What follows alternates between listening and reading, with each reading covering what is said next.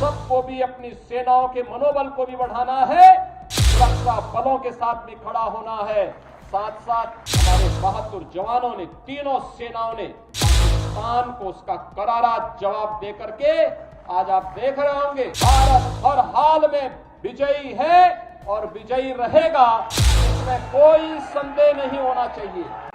हर भारतवासी का दायित्व बनता है इस समय हम भारत की सेनाओं के मनोबल को बनाए रखने के लिए देश की सुरक्षा के साथ कोई भी अगर शरारती तत्व किसी प्रकार की शरारत करता है तो पूरी सजगता और सतर्कता के साथ हम सबको भी अपनी सेनाओं के मनोबल को भी बढ़ाना है, सुरक्षा बलों के साथ भी खड़ा होना है। साथ साथ किसी भी उस शरारतपूर्ण कार्रवाई को जो सुरक्षा में सेंध लगाती हो उसको बेनकाब भी करना है। तमाम प्रकार की शरारतें होंगी, सोशल मीडिया के माध्यम से तमाम प्रकार के अफवाह भी फैलाने का प्रयास होगा, लेकिन इन सब की परवाह के बगैर हमें देश से, केंद्रीय नेतृत्व से, आदरणीय प्रधानमंत्री जी की ओर से जो भी जिस भी प्रकार का मार्गदर्शन प्राप्त हो, पूरे देश को एक स्वर में प्रधानमंत्री मोदी जी के नेतृत्व में, उनके यशस्वी मार्गदर्शन में कार्य करना है। भारत हर हाल में विजयी है और विजयी रहेगा, इसमें कोई संदेह नहीं होना चाहिए। 22 अप्रैल को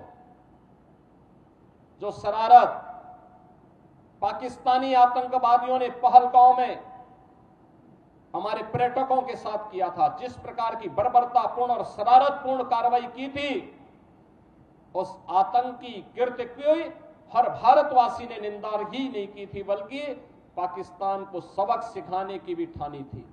और प्रधानमंत्री मोदी जी का जो संकल्प था, हमारे बहादुर जवानों ने, तीनों सेनाओं ने पाकिस्तान को उसका करारा जवाब दे करके आज आप देख रहे होंगे किस रूप में अलग थलग पड़ा पाकिस्तान आज दुनिया के सामने कराहता हुआ नजर आ रहा है।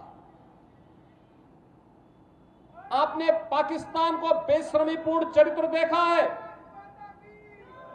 कि जब भारत की कार्रवाई से आतंकवादी मारे गए, उन आतंकवादियों के जनाजे में पाकिस्तान के शीर्ष सैन्य अधिकारियों की उपस्थिति, पाकिस्तान के राजनेताओं की उपस्थिति दुनिया की आंखों को खोलने वाला होना चाहिए कि पाकिस्तान आतंकवाद को प्रश्रय ही नहीं देता, बल्कि आतंकी गतिविधियों में सीधे सीधे लिप्त है। और उसकी संलिप्तता इस बात को दिखाती है कि पाकिस्तान अब अपने वजूद के लिए जूझता हुआ दिखाई देगा। मित्रों, मुझे याद है 1998 में इस चौराहे पर मूर्ति की स्थापना का प्रस्ताव, उस समय स्वर्गीय बाबूजी कल्याण सिंह जी मुख्यमंत्री थे और तब प्रस्ताव मैंने ही दिया था, मैं सांसद था। 3 मूर्तियां हम लोगों ने बनाई थी उस समय, संस्कृति विभाग से महाराणा प्रताप की, एक मूर्ति लखनऊ के चौराहे के लिए, एक गोरखपुर के लिए और एक प्रयागराज के लिए। और तीनों स्थानों पर श्री नरेंद्र कुमार सिंह गौर उस समय संस्कृति मंत्री के रूप में कार्य कर रहे थे। उन्होंने, डॉक्टर गौर जी ने इन तीनों मूर्तियों के लिए सहमति दी। मूर्तियों की स्थापना का कार्यक्रम हुआ। मैं स्वयं भी उस कार्यक्रम में यहां उस समय मौजूद था, जब कल्याण सिंह जी के करकमलों से इस कार्यक्रम को यहां पे संपन्न कराया गया था। और गोरखपुर में भी भव्य मूर्ति आज के रक्षा मंत्री और उस समय के भारतीय जनता पार्टी के अध्यक्ष माननीय श्री राजनाथ सिंह जी के करकमलों से हम लोगों ने उस मूर्ति का गोरखपुर में स्थापना का कार्यक्रम संपन्न किया था। और मुझे प्रसन्नता है कि आज सुंदरीकरण के कार्यक्रम के साथ मुझे फिर इस कार्यक्रम के साथ जुड़ने का अवसर प्राप्त हुआ है। इस चौराहे को आगे से हम लोग महाराणा प्रताप चौराहे के रूप में ही जानेंगे। इस विश्वास के साथ मैं एक बार फिर से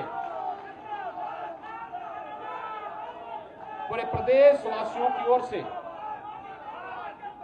देश की बहादुर सेनाओं के मनोबल को बढ़ाने के लिए हर उत्तर प्रदेश वासी देश के साथ प्रधानमंत्री मोदी जी के यशस्वी नेतृत्व में पूरी मजबूती के साथ खड़ा होगा। इसके साथ ही देश की सेनाओं की हर कार्रवाई का, जो देश की रक्षा के लिए की जा रही कार्रवाई के लिए भी पूरा उत्तर प्रदेश पूरी मजबूती के साथ उनके मनोबल को बढ़ाने के लिए अपना योगदान देता रहेगा। सब्सक्राइब करें साम टीवी, क्योंकि हम आ गए हैं अब आपके बीच, दिखाएंगे सत्ता के वादों और अपराधियों के एक एक कारनामे की हकीकत। और हाँ, अगर आपके पास भी हो कोई ऐसी खबर तो कमेंट करके हमें बताएं, क्योंकि बिना डर और दबाव के हम दिखाते हैं हर एक खबर डंके की चोट पर।